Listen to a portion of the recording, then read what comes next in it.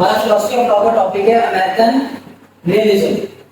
इसके अंदर क्वेश्चन आप लोगों को लिखवा चुका हूं, कोई बच्चा बता सकता है कि क्या है अमेरिकन रियलिज्म? अमेरिकन रियलिज्म बात करता है कि the law should not be based upon the formal rules and regulations. जो लॉ जो है वो किसके ऊपर बेस नहीं करता? फॉर्मल रूल्स एंड रेगुलेशंस के ऊपर, बल्कि किसके ऊपर बेस कर रहा है? जुडिशियल डिसीजंस के ऊपर। किसके ऊपर बेस कर रहा है? इसकी डेफिनेशन लिखें American realism. The theory that law is based, the theory that law is based not on formal rules or principles, not on formal rules or principles, but instead on judicial decisions. Instead on judicial decisions that should derive from American realism की definition लिखें. The theory that law is based not on formal sources, formal rules or principles, but instead on judicial decisions, that should derive from social interest and public policy.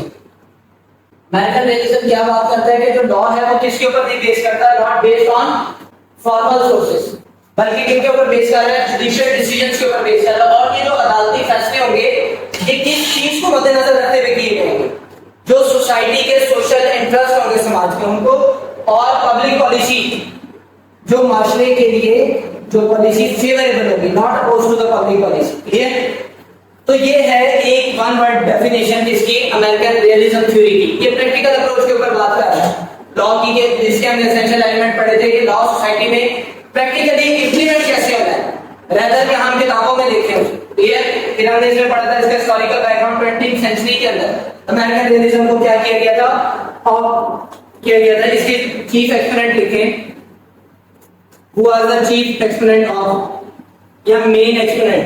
तो पहला है जी Frank Oliphant, FRANK, Frank OLIPHENT, Frank Oliphant, OLIPHENT, Oliphant.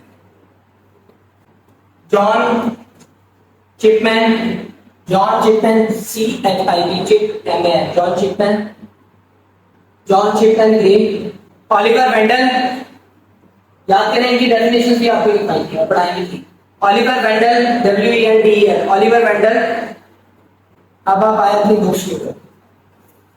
The realism is the antithesis of the idealism. Jurisprudence किसे कहते हैं? The word jurisprudence is derived from two words. The juris means law and prudence means wisdom, knowledge and skill. In other words, it also called philosophy.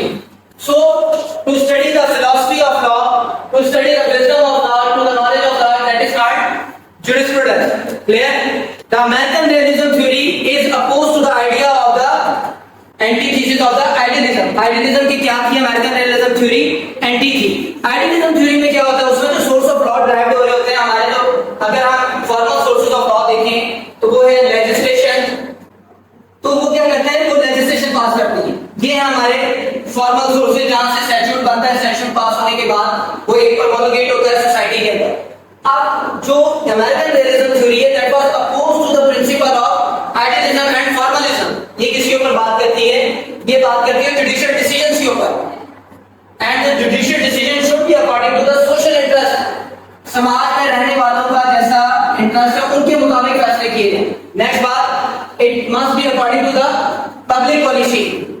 समाज में रहने वाली जो policies हैं, अगर हम वहां के लॉज आज भी यहाँ आके इंप्लीमेंट करने लगते हैं तो क्या इंप्लीमेंट होंगे?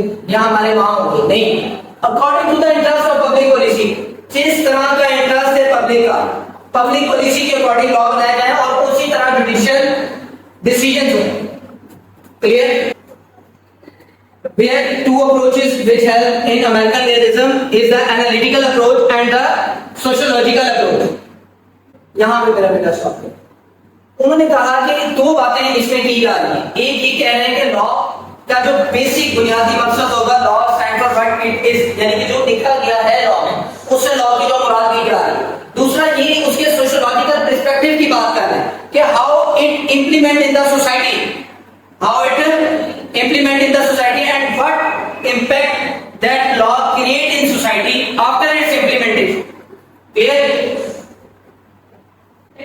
Elected by legislature.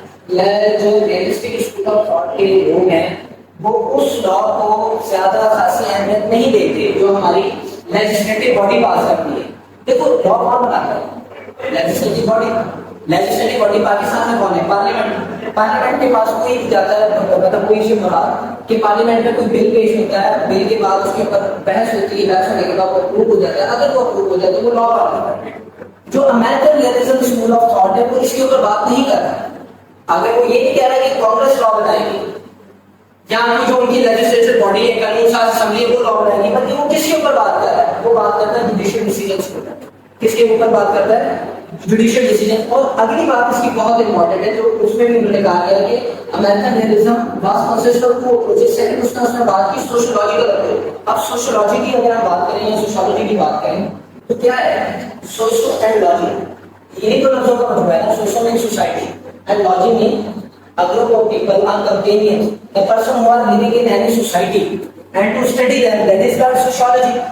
क्यों? उनका बिहेवियर, उनके बारे में पढ़ना, that is called sociology। sociology is referred to as social and logos। ऐसे ही social and society and logos में the study of society, the study of companionship। companionship एक सोसाइटी में जब लोग रह रहे हैं तो वो एक मिलजुल के रह रहे हैं, किस शक्ल में रह रहे हैं? ग्रुप की शक्ल में रह रहे हैं, उनके उन बिहेवियर को पढ़ना, that is called sociology। ठीक है। अब ये जुडिशियल डिसीजन होगा ये सोशल इंटरेस्ट के अकॉर्डिंग। ये किसके अकॉर्डिंग होगा? Social interest. नेक्स्ट इसके बाद में that decision was according to the public policies. ये बैठते वक्त ऐसे ही होता है कि एक कानून होता है लेकिन दो मुख्तलिफ जजेस क्या करते हैं? दो मुख्तलिफ जजमेंट पास करते हैं। क्यों? मैंने आप लोगों को पहले भी बताया कि विक ने याद करने, ज़हन नशीन करने कि every case has its own peculiar facts and circumstances. Every case has its own peculiar facts and circumstances। Her case के कुछ अपने मखसूस हालात वाक़ियात होते हैं and it's to be judged on the basis of this। mere law की implementation नहीं हो रही होती, लॉ ने इंप्लीमेंट होने के बाद what sort of effect it create in the society। अब आप बताएं मुझे कि जो जुवेनाइल डिलिंक्वेंसी एक्ट है या जुवेनाइल जस्टिस सिस्टम एक्ट है या जुवेनाइल एक्ट, ये क्या है? जुवेनाइल मैंने आपको पहले भी बताया था जो माइनर से रिलेटेड लॉ, जो माइनर, अगर कोई बच्चा माइनर क्राइम कर दे below the age of 18 years अगर कोई क्राइम करता है तो पहले ये लॉ नहीं था। अगर हम माजी में जाएं तो ये वाला लॉ इसका नहीं था। अब जो जुवेनाइल लॉ है क्या है कि अगर ये बच्चे ने क्राइम कर भी दिया और वो क्राइम की उसकी सजा जो है कैपिटल पनिशमेंट है, कैपिटल पनिशमेंट से मुराद लाइफ इंप्रिजनमेंट है, डेथ, तो इनकी जुवेनाइल जस्टिस सिस्टम के तहत अलग इनके प्रिजन सेंटेंस बनाए गए, इनका ट्रायल अलग होता है इन केसेस से। क्यों? क्योंकि अगर एक बच्चे ने अपनी नादानिस्ती के अंदर क्राइम कर दिया तो अब जज ने ये देखना कि अगर मैं इस तरह के शिकार होगा तो how that punishment affect the society and also that himself, that child. तो वो तो कभी माशरे का शहरी बन ही नहीं सकेगा, पुरअमन शहरी या फायदेमंद शहरी। तो जो नया जस्टिस सिस्टम है उनको कई तरह के प्रिविलेजेस दिए गए, कई तरह के इंसेंटिव्स दिए गए। उनकी सजाओं के अंदर उनकी सजा को उनकी कोशिश की जाती है कि लाइटर पनिशमेंट दी जाए। तो पॉइंट इज कि according to American realism theory वो लेजिस्लेचर के लॉ को एज ए लॉ नहीं मानते, रहते हैं वो कहते हैं जो जज ने लॉ बनाया वो जनरल लॉ। क्लियर? जो रियलिज्म स्कूल ऑफ थॉट है ये लीगल रूल और कंसेंट पे कॉन्सेंट्रेट से ज्यादा क्या करता है कि कोर्ट एक्चुअली पहुंचना चाहती है नतीजे पे। क्लियर? कि जो इस केस का नतीजा है वो क्या हो सकता है and how it favours institution interest and public policy. Adding कीजिएगा इंट्रोडक्शन या ऐसी की लाइब्रेरी दीजिएगा कि जो आपने देखी है जो रियलिस्टिक स्कूल ऑफ थॉट से रिलेटेड आपके हर वक्त माइंड में चाहिए कि the realistic school evaluates any part of law in terms of its effect, in terms of its effect, कि वो लॉ को इवैल्यूएट, लॉ का जांचा या जायजा किस तरह लेता है कि how that law affects in the society, उस लॉ का क्या असर होता है इंप्लीमेंट करने से सोसाइटी के ऊपर। क्लियर? कहा कि जो लेट 19th सेंचुरी ईस्वी की एक प्रस्तुता ख्यालात है यानी लीगल प्रिंसिपल से लीगल ऑर्थोडॉक्स के अमेरिकन रियलिज्म थ्योरी ने उन्हें जड़ से बदल के रख दिया और इन्होंने कहा कि अब जो लॉ बनाने का एक इंडिपेंडेंट तरीका है, ना कि पॉलिटिशियंस जो है वो लॉ बनाए। क्लियर? ख्यालात थे, लोग उन्हीं ऑर्थोडॉक्स प्रिंसिपल को मान लेते, एक तकरीरी प्रिंसिपल थे, लेकिन जो अमेरिकन रियलिज्म की थ्योरी थी उन्होंने ऑर्थोडॉक्स प्रिंसिपल क्या किया? निगेट किया। अब हम यहाँ किसी चीज को बगैर किसी वजह के मानते जाए या तकलीफ करें उसकी, ऑर्थोडॉक्स प्रिंसिपल क्या थे? In the law which was made by the legislature, उसको माना जाता था। लेकिन इन्होंने इस ऑर्थोडॉक्स प्रिंसिपल को क्या किया? नेगेट किया। और उसके बाद किसको कहा? Judicial decision was described as an independent source of describing the law. Clear? Principles of realist approach की अक्सर मैं देख रहा आपको लिखवा दूं, यहाँ नहीं है, देख या यहाँ उसका नहीं लिखा। अब मैं आपको लिखवाने के जा रहा हूँ principle features of realistic approach. ठीक है, सबसे पहला क्या था इसका, ये बता सकते हैं? आपने भी अभी कितना इंट्रोडक्शन पढ़ा है कि हमने 15-20 मिनट बात की है, तो सबसे पहला इसका क्या होगा, क्या पॉइंट हो सकता है रियलिस्टिक? कोई भी बता सकता है। Their concern, however, law rather than in society realistic do not give any importance to law enacted by legislature. है कि नहीं? 142 पेज, यही मैंने आपको कहा था, अपने रिसर्च पे भी लिखे, लेकिन आप लोगों ने जरूरत नहीं की। Realists do not give any importance to law enacted by legislature. Realists इस चीज को अहमियत नहीं देते थे कि जो लॉ लेजिस्लेचर ने एनेक्ट किया था उसके मुताबिक ये क्या कहते थे? Realist and they uphold only judges made law as general. तो सबसे पहला होगा कंसेप्शन ऑफ लॉ। पहला पॉइंट क्या होगा? पहला पॉइंट लिखें कंसेप्शन ऑफ लॉ। भाई लॉ के ऊपर बात की जा रही थी ना, क्या हो सकता है इसमें? आप क्या लिख सकते हैं कंसेप्शन ऑफ लॉ के? There has to be a conception of law. There has to be a conception of law in flux and of the judicial creation of law and of the judicial creation of पैरकल realistic approach का जो सबसे पहला principal होगा या पहला इसका आप कह सकते हैं फीचर कह सकते हैं, वो क्या होगा? Conception of law. किसके ऊपर इन्होंने बात किया? कंसेप्शन ऑफ लॉ के ऊपर। कंसेप्शन ऑफ लॉ ये किसे कह रहे हैं कि law was based on judicial decision. आगे चलिए, सेकंड पॉइंट लिखिए, मीन्स ऑफ लॉ डिफाइन होंगे थ्रू सोशल एंड्स। ये जो लॉ हमने जुडिशियल डिसीजन इंप्लीमेंट किया सोसाइटी के अंदर, इसके समाजी क्या मकासद हो सकते हैं या इससे समाज के ऊपर क्या असर अंदाज होगा? लेकिन इसके अंदर मैं आपको बताता हूं means of law. Law is a means to social ends. Law is a means to social ends and every part of it has constantly to be examined. Law is a means to social ends and every part of it has constantly to be examined for its purpose and efforts and judged in the light of both and their relation to each other. यहाँ तक भी किसी बेटे बेटे का भी सवाल। पहला पॉइंट हमने पढ़ा प्रिंसिपल फीचर्स में कंसेप्शन ऑफ लॉ, सेकंड हमने पढ़ा means of law. Means of law में हमने देखा उसकी सोशल एंड के ऊपर बात की, और फिर वो जो लॉ बन रहा है उन दोनों का आपस में क्या रिलेशन है। क्लियर? मैंने जैसे आपको पहले गुजारिश की कि जो अमेरिकन रिलीजन है वो बात करता है जुडिशियल डिसीजंस की, और जो जुडिशियल डिसीजंस लिए जाएंगे वो according to the letter and spirit of the society दिए जाएंगे, according to the letter and spirit of the public policy दिए जाएंगे। क्लियर? जैसे अभी 7वीं क्लास में बात हो रही थी कि जब भी कोई माशाल्लाह लगता है, जब भी कोई आता है डिक्टेटर तो वो आइन को एब्रोगेट करता है, तो वो किस वजह से एब्रोगेट करता है? कहता है क्योंकि मुल्क में एक क्योस की सिचुएशन थी, तो necessity for the welfare of the state हमने क्या किया? मार्शल लगा दिया। अगर हम ऐसा नहीं करते तो मुल्क में और खाना जंगी हो सकती है, मुल्क में और मामला हो सकते थे। तो same like with that American judicial decision, judicial जब अदालत को फैसला देना होता है तो उन्होंने आवाम के जो सोसाइटी होती है और आवाम का रद्द-ए-अमल होता है उसको भी अपने ज़हन में रखना होता है कि ये जो डिसीजन है इससे क्या रीड पड़ेगा। ये थर्ड पॉइंट लिखिए, examination of social problems. Examination of social problems कितना मुश्किल बात कह रहे हैं कि जो American realistic school of thought है इसमें क्या किया जाता है? समाजी मसाइल को मद्देनजर रखा जाता है, उनको एग्जामिन किया जाता है। Examination of social problems. देखा इसका कुछ क्या लिख रहे? Society changes faster society changes faster than the law. Society तो रोजमर्रा की बुनियादों के ऊपर तब्दीली होती है और जो एक लॉ बन गया होता है उसमें एक अमेंडमेंट का प्रोसेस तो कंपैरेटिवली क्या होता है, टफ होता है। तो लॉ को अगर हम अमेंडमेंट के वाले की तरफ चले जाएं तो थोड़ा मुश्किल होगा। तो society changes faster, so to fulfil these changes through judicial decisions. Clear?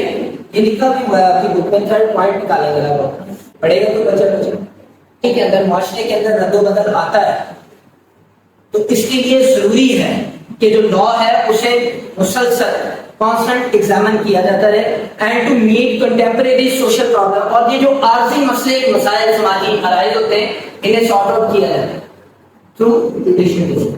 Third point writing है temporary divorce of is and out, is and और OUGST और temporary divorce DIVORC of is and out. यहाँ पे divorce से मुराद दिया जाएगा छोड़ दे, अलहदा करना। Temporary divorce of is and ought, इसको थोड़ा सा लिख लेते हैं। There has to be a temporary divorce of, there has to be a, इससे मुराद ये है कि जो लेजिस्लेचर की विल होती है कि लेजिस्लेचर ने लॉ बनाना है, इससे तो परमानेंटली डिवोर्स नहीं दे दी जाती, अलहदा यार अलहदा करना, इससे इसे परमानेंटली छोड़ नहीं दिया जाता, बट सिर्फ टेक्निकली बुनियादों के ऊपर छोड़ा जाता है और सिस्टम को ऑफ किया जाता है। लेजिस्लेचर भी लॉ बनाता है, क्लियर? ऐसा नहीं है कि फिर तमाम लॉ जुडिशियल डिसीजन के थ्रू ही बने, नो, बल्कि जो लेजिस्लेचर होगा वो भी टेक्निकल बुनियादों के ऊपर सिर्फ उसे फॉर द टाइम में छोड़ा जा रहा है, डिवोर्स किया जा रहा है। देखिए इसमें अगली बात फिक्र दिखाता हूं आपको और थोड़ा सा clear. This does not mean that the ideas of justice and teleology, TELELOGY, but they are to be put on one side while investigating what the law is and how it works and how it बल्कि इन इससे ये होता है कि law क्या था और law किस तरह है। आप तो समझते हैं कि ये जो छोड़ देने का प्रोसेस होता है वो, इससे दोनों तरफ इंप्रूवमेंट आती है, दोनों तरफ क्या आती है, इंप्रूवमेंट आती है। वो भी टेक्निकल बुनियादों के ऊपर अपने लॉ के अंदर इंप्रूवमेंट लेकर आता है, ये भी जुडिशरी लॉ को जिस तरह इंप्लीमेंट करना होता है सोसाइटी के अंदर इंप्रूवमेंट आती है। अगली लाइन लिखें, by this divorce both the process will be improved, clear?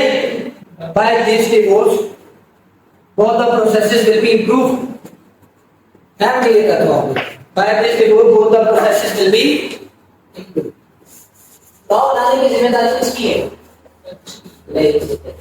American legislature क्या बात कर रहे हैं कि 20th सेंचुरी के अंदर जब इन्होंने ऑर्थोडॉक्स प्रिंसिपल में उन्हें तोड़ा, ऑर्थोडॉक्स प्रिंसिपल जो मनवजा कवानीन थे जिनकी तकलीफ की जा रही थी शुरू से, उनको तोड़ के इन्होंने कहा कि सिर्फ जो पॉलिटिशियन है वो ही नहीं सिर्फ लॉ बनाएंगे बल्कि जुडिशरी जो है, जजेस जो हैं वो भी लॉ बनाएंगे, ठीक है?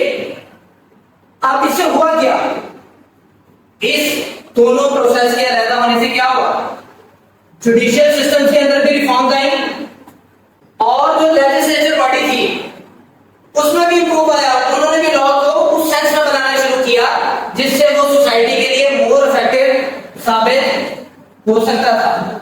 ये है इसका भाई चेक एंड बैलेंस आ गया ना। लेजिस्लेचर एक लॉ बनाता था, जुडिशियल उसके अंदर लॉ को लेकर के उसकी इंटरप्रिटेशन कर देता था, तो जरूरी नहीं कि उस लॉ को वहीं तक महदूद किया जाए, क्योंकि जो इसमें पहला पॉइंट लिखा था कि माशरे के अंदर चेंजेस आ रहे हैं, so to meet this contemporary social changes हम every time go to the legislature and put a request for the amendment. हमारी वो रिफॉर्म जुडिशियल डिसीजन से हमने क्या किया, उसमें हमें हेल्प ये सफिशिएंसी ऑफ लीगल रूल्स, जो लीगल रूल्स थे उनकी जगह क्या हुआ, कोर्ट्स में डिसीजन प्रेफर किया जाने लगा।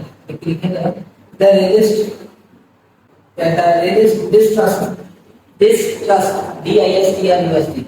trust the sufficiency of legal rules of what courts do। Next लिखें not trust in traditional theory. अब हम इसे इस्तेमाल की तरफ लेके जा रहे हैं, बाद में इसके प्रेडिक्शन समझा जाए। Not trust in traditional theory कितनी मुश्किल बात है, वही बात जो हमने इंट्रोडक्शन में पढ़ी थी कि ट्रेडिशनल जो रवायती थ्योरीज थी लॉ से रिलेटेड, उनके ऊपर ऑर्थोडॉक्स थ्योरीज की बजाय जुडिशियल डिसीजंस को बात की। Not trust in traditional theory. उसके बाद लिखिए बिलीव इन नेवर,